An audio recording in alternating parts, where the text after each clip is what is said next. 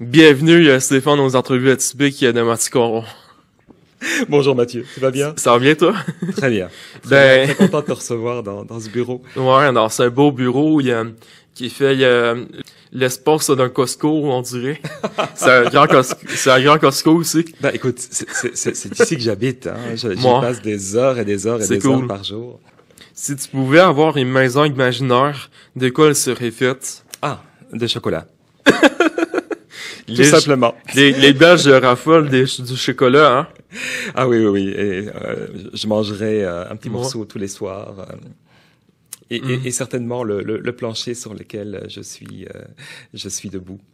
Ok, s'il était fait en chocolat aussi? Absolument. Cool.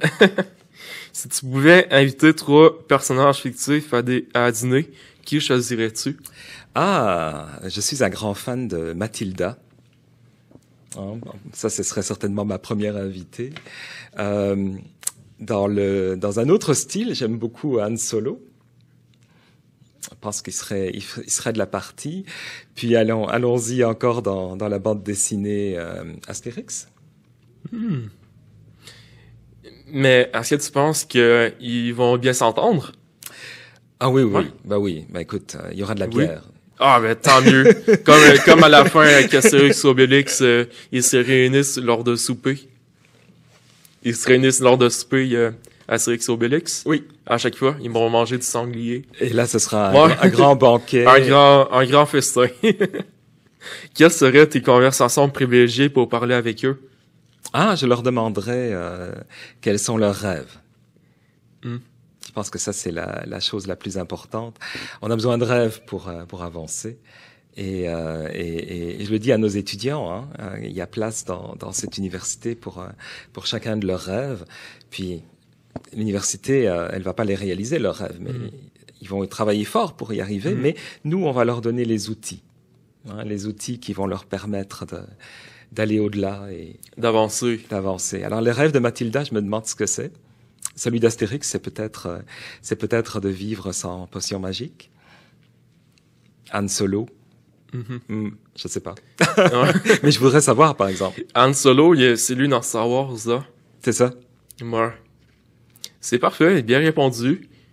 Si tu étais le gardien d'une porte magique qui mène à n'importe quelle époque, quelle serait la première destination que tu recommanderais aux voyageurs? Paris.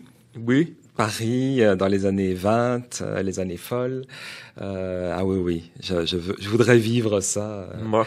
Je suis pas sûr que je peux le recommander, je l'ai pas vécu, mais... non, ça a l'air cool. Ça a l'air très, très, très, très cool. Ouais. Ça fait un siècle, en fait. Hein. On est aussi déjà dans les années 20. Ouais. Mais les années 20 du siècle passé, là... Ouais. Ça doit être quelque chose. J'ai quelques questions qui vont toucher à ta compte sensible. Stéphane. Vas-y. Quelle image aimerais-tu laisser de toi à la postérité? Celle d'un bâtisseur. Quelqu'un qui construit. Est-ce qu'en tant que recteur de l'UQAM, tu manques de temps comme des activités? En famille, des trucs dans le même? Tu manques du temps? On n'a que 24 heures. Oui. On peut faire ce qu'on veut. Le temps, ça ne s'achète pas. Non. Mais je l'utilise bien, par exemple. Comment fais-tu pour bien le réaliser? Je dors pas. Ah, merde. Je dors peu. On a une autre vie pour dormir, sans doute, mais en tout cas, dans celle-ci, je préfère dormir moins. J'ai une dernière question pour toi. Qu'est-ce que t'as aimé des entrevues atypiques de Mathieu Caron? Des entrevues atypiques de Mathieu Caron, je pense que j'ai aimé Mathieu Caron. C'est parfait. Merci beaucoup. Salut Mathieu. Merci. À bientôt. À bientôt.